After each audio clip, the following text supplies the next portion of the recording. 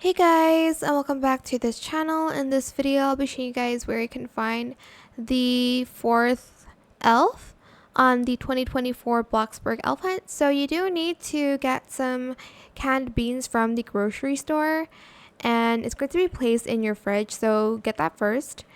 And then here, you are going to go to the right, and you'll see the kind of like river area right over there. And you're actually just going to go in this place. Let me just put my car here. And then you're going to go here, and as you can see, the elf is there. And you're just going to give the elf the canned beans, and you'll get 125 tickets. And that is it for the fourth day of the elf hunt. I will put the next one soon, the fifth one, and that is it for this video. I hope it was helpful for you guys. Don't forget to like, comment, share, and also subscribe to this channel if you haven't done that already.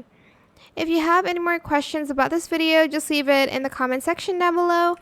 I'll try my best to answer them all for you guys, and if you found this video helpful, please click the thanks button as well. That is it. Thank you so much for watching. Bye.